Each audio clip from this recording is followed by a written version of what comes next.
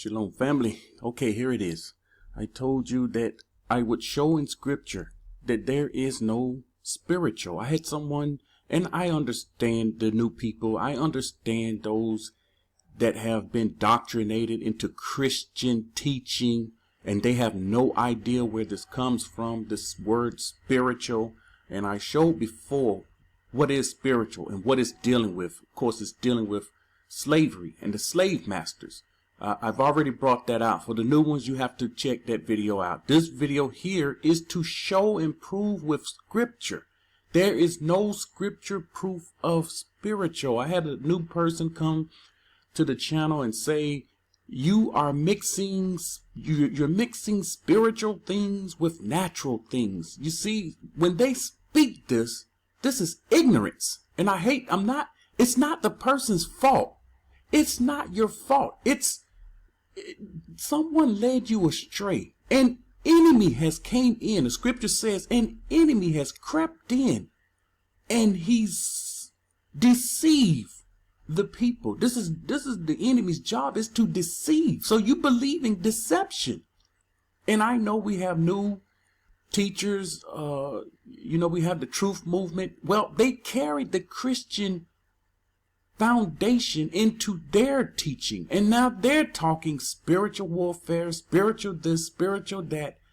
And of course, we understand. I'm going to show you where it came from in the scripture. All right, look at this picture here. And in this picture, this is not accurate. Of course, this is not accurate. Here we have earth here. And of course, we know the firmament. He put the sun and the moon and the stars inside the firmament. And above the firmament, there's the water. Now, this water should be up here and not going around like this. We are underwater. Get this. Get this, you spiritual people. We are underwater. Everything you see is physical. And of course, we have the underworld. I'm going to go into this also and show the underworld in scripture. I'm going into the firmament, and I'm going to show the waters above and the other Shemayim. All right, first scripture, Genesis 1, 6 and 7. People want to know, where should I start reading in the Bible? Go to Genesis 1 and 1. You have to learn over.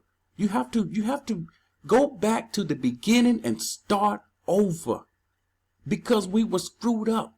So we have to go back and start over.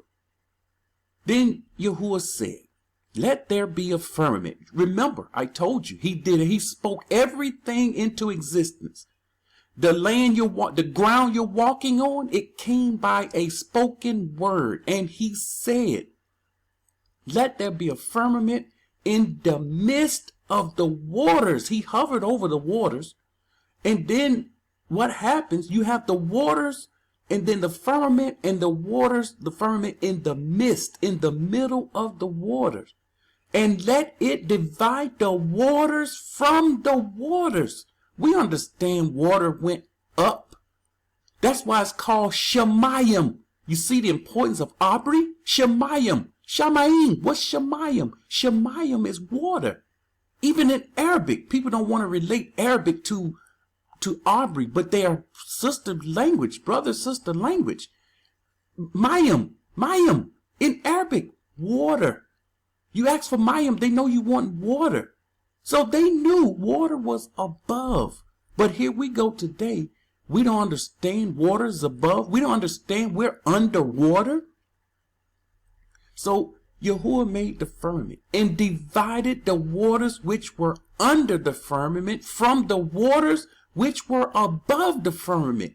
And it was so. You either believe this word or you believe man. Because outside the firmament is water. So my question is, where is spiritual? And we're going to go beyond this. We're going to see what's beyond that water. Okay, Enoch 53, 7 through 11. In those days shall punishment go forth. So we understand he flooded the earth. This is talking about when the Most High flooded the earth. Punishment shall go forth from Yahuwah, and the receptacles of water which are above the heavens above Shemayim shall be opened. So he opened up the waters above the heavens. That's over the firmament. And the fountains likewise, which were under the heavens. So we see the water under the heavens, your clouds and your water, and under the earth. So we see the water under the earth. All the waters which are in the heavens above them shall be mixed together. So we are seeing natural water, you spiritual people, natural water. The same water that's in the sea. It's the same water. It was just one huge sea. And he separated the waters. And he used the firmament to separate them. And this water, once again, it was all together. This is how we are under the water.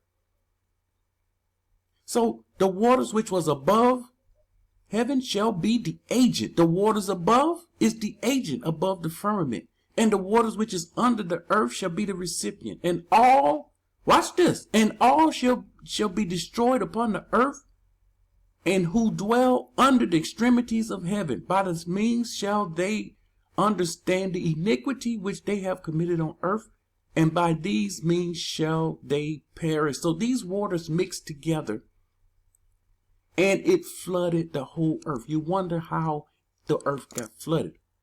Okay, let's see. When you die, where do we go? Where do you go when you die? You go to the spirit world? What is spirit world? Where did spirit world come from? You have to ask yourself these questions. When I can't find spirit world nowhere in the coming out, let me make myself clear. I can't find spirit world coming out the mouth of the Father. I don't know about you, but as for me and my house, we live by every word that comes from the mouth of the Father that was spoken through his prophets. If a man does not claim to be a prophet, why are you listening to him? You see how easily we're so deceived. We're so docile. We believe any and every teaching that comes forth from any and every man. And that have us believing all sorts of things. We even deceive ourselves. The Most High told me this. The Most High told me that. You're deceiving yourself. You're operating in wickedness. When you're lying, when you're deceiving people, when you're not being honest and truthful, listen, you end up deceiving yourself, telling people the Most High told you something. That's another message. Samuel 28:11-16. We're going to find out. Where do we go when we die? So we have here Shaul. Here he is going to a woman. This woman is what we know today. We call these people mediums. She went to this woman and said, "Whom shall I bring up for you?" He want to see someone. He said, "Bring up Samuel for me." And when the woman saw Samuel, she cried with a loud voice. They was killing. She thought she was being deceived. She thought he was tricking her and was going to kill her. And she had stopped. But because he made this promise to her, this is the only reason why she done it. And the woman spoke to Saul, saying, "Why have you deceived me? For you are Shaul." And the king said to her, "Do not be afraid. What did you see?" He wanted to know, what did you see? The woman said, "I saw," then the woman said to Shaul, "I saw the Ruach ascending out of the earth." When you die, you go into the earth. Into the earth. There is a place. It's Shaul. We have to see this. This is where the Ruachs go. Whether you've committed iniquity, this is the place. This is the holding place for judgment in the earth, under the earth, and here the earth is covered with water. We are underwater. You have to understand, we are underwater. If the Most High open that firmament, it will fill this, what we know as the earth and the heaven. It would fill it up. And then you would realize what is going on. We was under the water. Yes, we are under the water according to scripture. So the Ruach ascended out of the earth, and he said to her, what is his form? He wanted to know, what is his form? And she said, an old man. His form was an old man coming up, and he was covered with a mantle. And Saul perceived that it was Samuel, and he stooped his face to the ground and bowed down. And Samuel said to Saul, why have you disturbed me by bringing me up? She called back the dead, and he came back up. He was in the earth, not no spiritual world. If you could dig far enough, you could see it. You would be in it, but we can't do it. Man can't do it. He says, I am deeply, this is what Shaul said, I'm deeply distressed, for the Philistines make war against me. And Yahuwah, watch this, here's a piece of meat, and Yahuwah has departed from me. When you're doing things you don't have no business doing, the Most High will depart from you. And when you ask him a serious question, he will not answer you. So here is the Mashiach, the Most High's anointed one, and the Most High ignoring him. You think if he ignored his anointed one, don't you think he would ignore you and me when we come to him, when we're doing things we don't have no business doing? And Yahuwah had departed from me and does not answer me anymore. Neither by prophets. He only answered them by prophets. And this is how the Most High spoke to the people, by prophets, nor by dreams. He wasn't even having dreams. Therefore I have called you. And he says that you may reveal to me what I should do. He didn't know what to do. And Samuel said, so why do you ask me, seeing Yahuwah has departed from you and has become your enemy? When you depart from the Most High, when you start doing things you have no business doing, you make him your enemy. You have to be a crazy person to make the Most High your enemy. But we see here, and the point is that the Ruachs go down in the underworld. And here's a picture of Shaul. And you have the Shaul is described as a place of torment. Of course, those that didn't believe, this is the place where they go. Then we have the great gulf fixed between them. And then we have Abraham's bosom. Now, this is a place of peace, a place of rest. And of course, both are waiting for judgment. And I need to make this point because television, Hollywood, all of the shows you see, they all, even the cartoons, they show Shaul. Tom and Jerry show Shaul.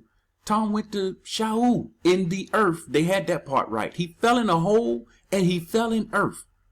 They know where it is. And the devil had the pitchfork torturing him, about to torture him. That is wrong. That is completely wrong. It's a place where they will be tormented. The righteous Malaks watches over Shaul. Luke 16:23 through 26. And we know the story. They told us this in Christianity. We didn't have the deepness of it. We didn't understand we was underwater. But here it is. And being in torments, we had the rich man and Lazarus. They died. Of course, the rich man tormented and Lazarus was comforted. Being in torment in Shaul, he lifted up his eyes and saw Abraham afar off and Lazarus in his bosom. And he cried and said, Father Abraham, have mercy on me, and send Lazarus that he may dip the tip of his finger in water and cool my tongue, for I am tormented in this flame. But Abraham said, Son, remember that in your lifetime you received good things, and Lazarus evil things. So he says, but now he is comforted and you are tormented. And besides all of this, between us and you, a great gulf fixed. So this is what he was explaining to him, so that those who want to pass from here to you cannot, nor can these nor can those from here pass to us. So there is a separation that they cannot pass each other.